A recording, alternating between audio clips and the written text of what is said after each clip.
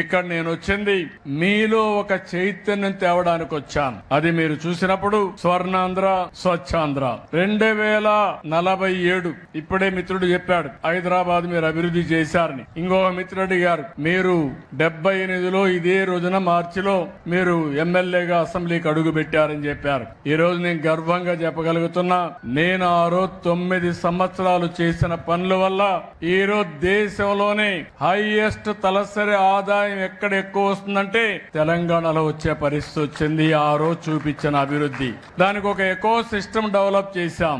అందుకే అప్పట్లోనే విజన్ తయారు చేశాం. ఇప్పుడు కూడా నేను ఒక విజన్ తయారు చేశాను. స్వర్ణాంధ్ర 2047 ఏదో 2047 ఎట్టుంటుందో నేను చెప్పడం కాదు. ప్రతి సంవత్సరం మీ జీవితాల్లో మార్పు వచ్చిందా లేదా, మీ తలసరి ఆదాయం పెరిగిందా లేదా అనే దానికి ఒక స్పష్టమైన విధానం తీసుకున్నా. రాష్ట్రంలో ఏ విధంగా ఉండాలి ఈ రోజు 25-26కు వచ్చాం. 24-25 అయింది. మీ తలసరి ఆదాయం చూస్తే 2,60,000 సుమారుగా ఉంది. కానీ ఇంకో పక్కన చూస్తే దక్షిణ భారతదేశంలో తక్కువ తలసరి ఆదాయం వచ్చే రాష్ట్రం మనది.